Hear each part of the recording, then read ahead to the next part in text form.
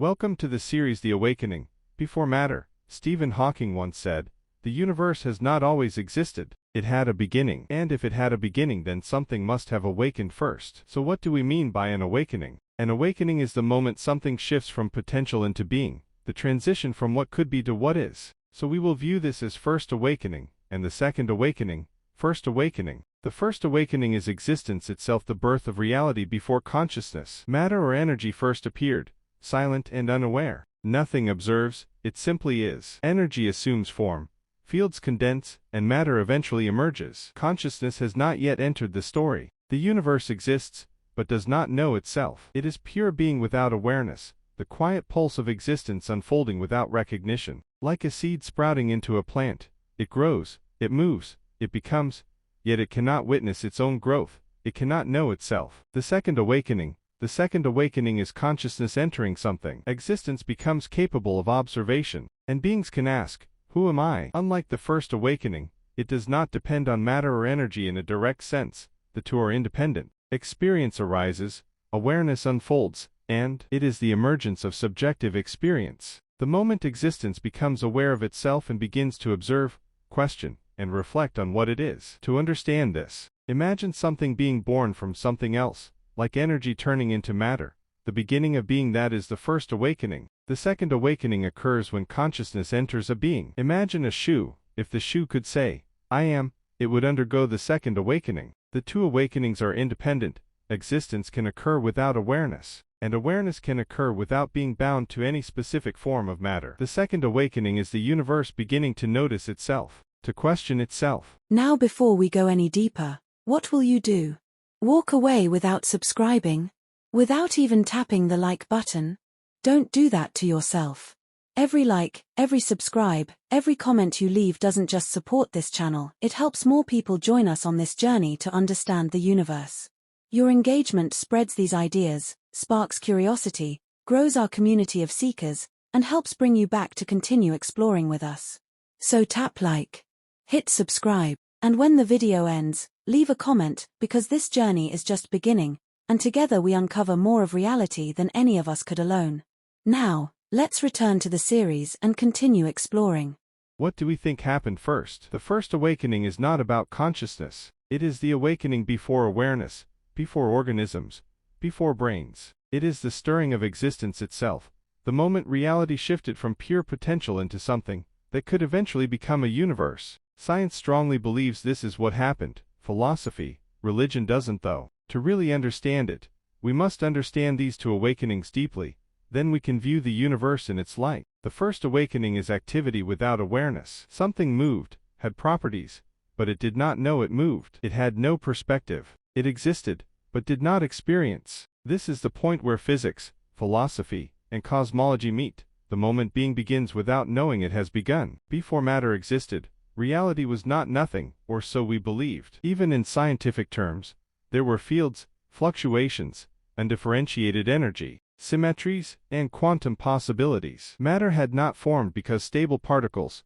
forces, and cooled energy states were not yet in place. The first awakening marks the transition from potential to unfolding. Energy, fields, and quantum structures entered a phase capable of beginning a universe. This was not consciousness. It was not intention. It was being without knowing. Existence existed without experience. This is the deepest pre-conscious state imaginable, a stirring of reality that has no mind to witness it, yet has begun the process that could eventually produce everything we see and know. Science struggles to describe the very first awakening. Equations reach back to the earliest moments of the universe, but at the point we call t equals 0, math collapses. Some models try to explain what first stirred. Loop quantum cosmology suggests spacetime is quantized. Before expansion, a previous universe contracted, reached a dense quantum state, and rebounded into our Big Bang. Quantum fluctuation models imagine reality as a fluctuating sea, with our universe a persistent ripple, symmetry broken, matter appearing only later. Brain collision theory see our universe as one bubble among many, born when higher dimensional brands collide. In all cases,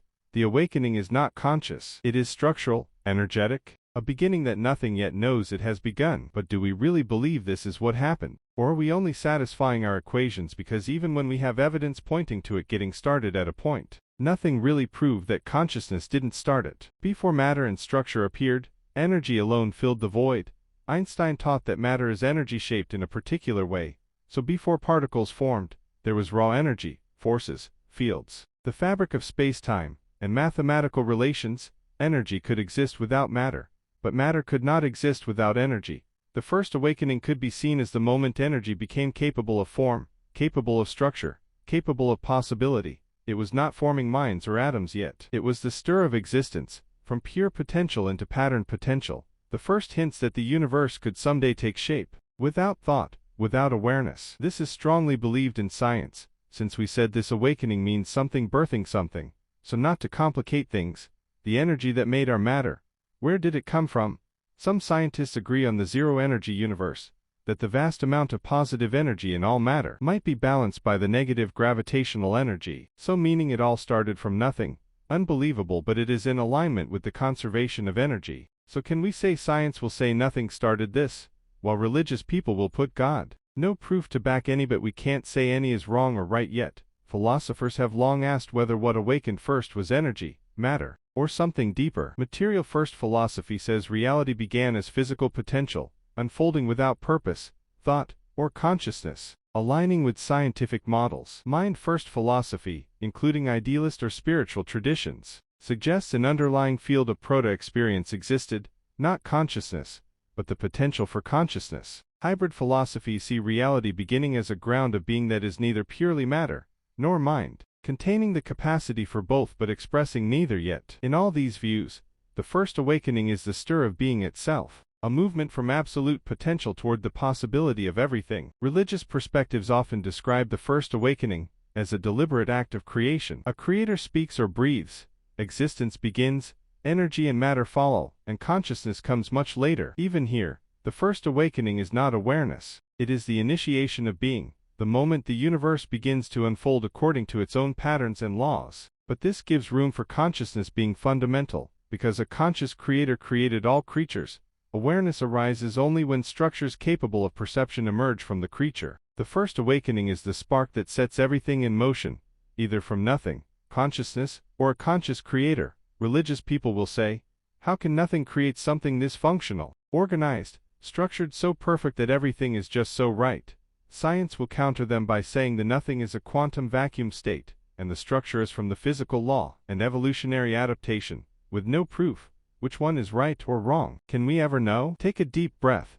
Let us go through it step by step, and don't forget to subscribe, like, comment so you can be notified on the next video. If the first awakening is the moment something exists, the second awakening is the moment something knows it exists. This is consciousness, but consciousness is not the simple idea we were taught. It is not just the ability to think, or speak, or reflect. It is the shift from being to knowing. Science studies it indirectly, because awareness itself cannot be measured. Instead, scientists look for patterns around it, signs that appear when a person reports an experience.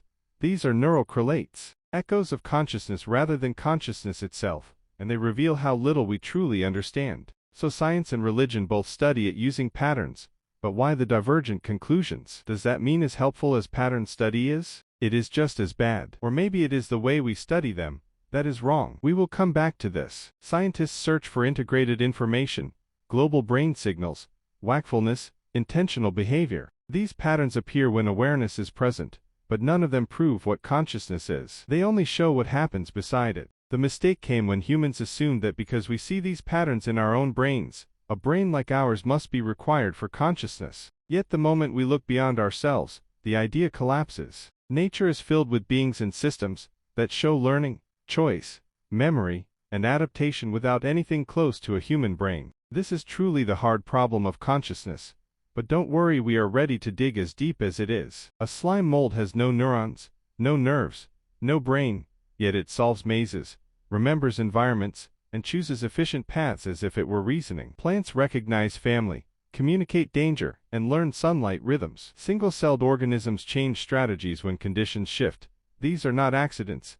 They are signs of something deeper than neural structure. When systems without brains display behavior that mirrors intention, memory, or prediction, the idea that consciousness requires a brain becomes impossible to defend. Awareness may arise in ways we do not yet understand, but science will go ahead and give it a term so as to make it lesser of a problem. They will call it adaptive behavior. What a nice name. They will say consciousness needs complexity like neurons. Who gave us that definition about consciousness is still what is baffling. Don't tell us we should disagree on God, philosophy, just to assume how consciousness of things, that we didn't create, things we met here should be. Panpsychism proposes that everything has a degree of awareness, from stones to trees to stars, though at levels far below our own. It is not mysticism. Leading thinkers in neuroscience and physics take it seriously because it solves problems materialism cannot. If consciousness is a universal property, then brains do not create awareness. They concentrate it, they organize it, they shape it into a self. Under this view, the second awakening is not the birth of human consciousness, but the moment awareness first flickered anywhere in the unfolding universe, long before neurons existed. So this means that consciousness moves through everything as fundamental, and it shows that the second awakening may start before the first awakening. This makes a philosophical sense, but still, we are not here to come and escape from a hard problem with anything as long as we think it solves the problem, but to really understand it and find its answers.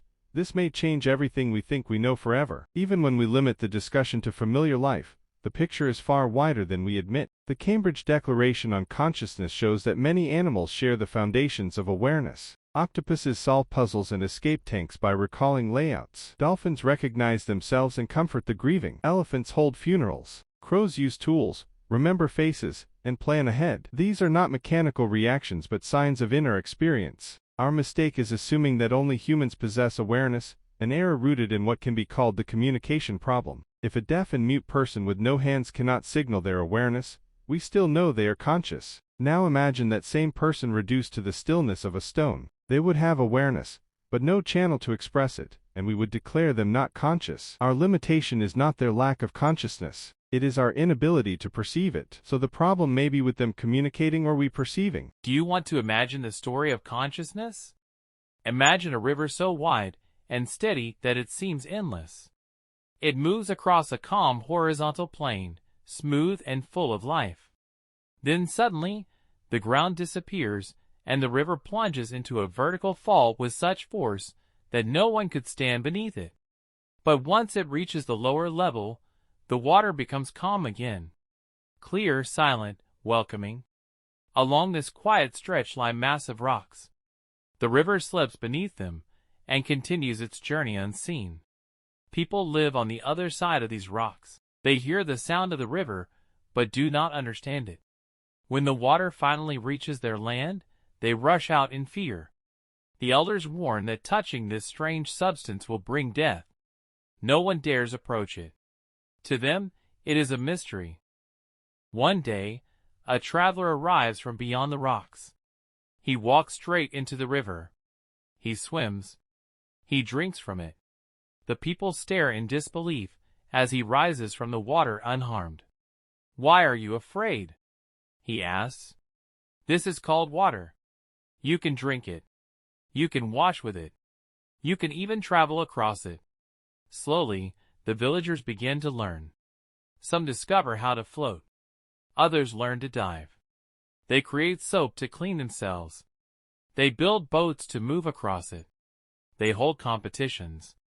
They begin to believe they understand the river. But they still have never seen where it comes from. Their world is only the calm horizontal plane beneath the rocks. They assume this is all water can be. Then one day, the bravest among them follow the traveler beyond the rocks. When they reach the waterfall, they freeze. The force is overwhelming. Their techniques fail. They cannot swim the way they once did. They cannot stand beneath the fall. They cannot study it the way they studied the calm waters. Strangers living near the fall explain that this is normal here, but the villagers cannot accept it. Their knowledge makes no sense in this new place. Everything they believed about the river shatters. Only then do they understand that the calm water they knew was just one layer of a far greater flow. The river was never mysterious. Their view was simply too small.